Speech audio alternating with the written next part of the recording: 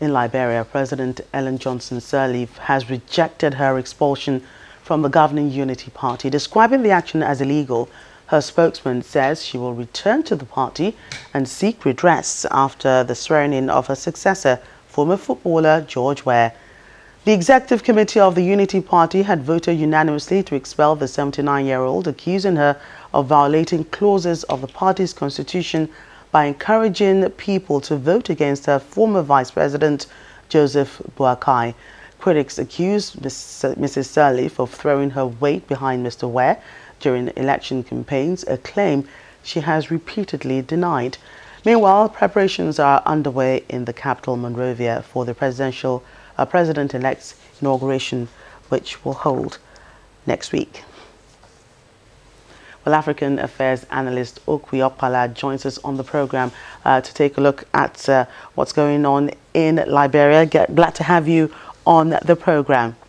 Thank you so much. So, what do you make of Ellen Sirleaf's response to the expulsion from her party? She's rejecting it outright.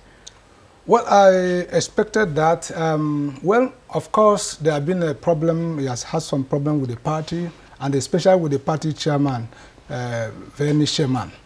I remember that the chairman is already, the government of Sirleaf initiated legal action against the chairman, and there has been this battle between the party chairman and the president.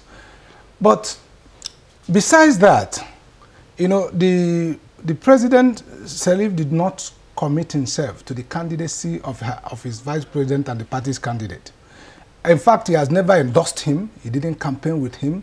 And there is this rumor that he was supporting and financing George Weah was there. And I think, so these are the factors that made it possible for them, that made this allegation.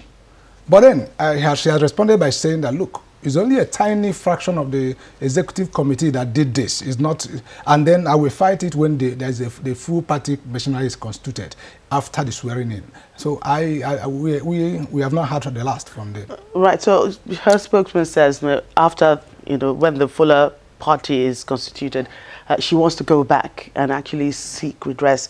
Do you think she will actually go through with it? Of course, if she. This is a lady who has been the president of Liberia for the past 12 years, who is, a lot of people internationally, she has a reputation for performance, for holding the country together after several years' war. I imagine that even within the party, she will have her supporters. And even though the party has lost, I don't think, so it's not so easy to push her off like that, no matter what the accusation they lay against her. If she wants to take a stand, there are so many who will stand with her. Do you think it was right for her party, the Unity Party, to have expelled her in the first place? Is this what you do to a president that's still the incumbent? She'll be, George Weah will be sworn in just next week. Do you do that to a sitting president? I think it's an emotional reaction by the chairman and his supporters within the party. It is not strategic. She is still the president, the most influential person in that party. She still has her loyalists, even if she goes. And they are even saying that the current president probably has a lot of respect for her. So going forward, it may not be strategic for the opposition party to now, begin this fight with the most influential person in the party. So I think it will, even if they have reasons to do it, it's not strategic for them to do it now. So you think that this, fallout between her and the chairman of the party could have led her to have supported George Weah, as allegations, as her critics are saying that she did support George Weah? She may not have supported George Weah, financially, like they are alleged. But the truth is that, maybe she wanted to play that kind of statesman role. Oh, I'm above partisan politics, let everybody. But the party expects her to be a party man when they are contesting for election. And that's, a lot of people were disappointed. And I think that's what the party were disappointed, understandably. Right. Well, Monday, George Weah will be sworn into power, January 22nd, I believe. Do you see him performing better than Ellen Johnson-Sirleaf did, bearing in mind of Ellen Johnson-Sirleaf's qualifications before she became president, and the saying that George Weah may not have been prepared for this role of being president? I think another set of variables will be used to judge the success of George upon Weah. Sirleaf was, the country was coming out from war, the economy was devastated, and he did a lot and to hold the country together. And people are, now, but he has laid some foundation. And I am impressed also that George Weah is starting not with, usually, especially in Africa, when a new government, especially from a different party comes, you're talking about vengeance, you're talking about, you're destroying what you're saying, oh, the man didn't do anything. He has started by saying that I'm going to build on the foundation she has laid.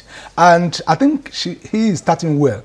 The most important thing for him is not necessarily whether he's Harvard trained like the former president, but is whether he's able to use the resources of men, material and money, whether he's able to understand good advice, because quality advice will be coming, very selfish advice and egocentric advice will be coming too, for him to distinguish between an advice that will take the country forward and the one that is driven by self-interest and vested interest. That is what we must close. I just very quickly, last word, do you think that he will listen to advice from Sirleaf as well? I think so, because he has started well. All right, thank you so much, Okwe Okpala. Thank you for your thoughts on the Liberian situation, as I would love to put it. Thank you for your time on Network Africa. Thank you so much, Anil. Still to come on the program.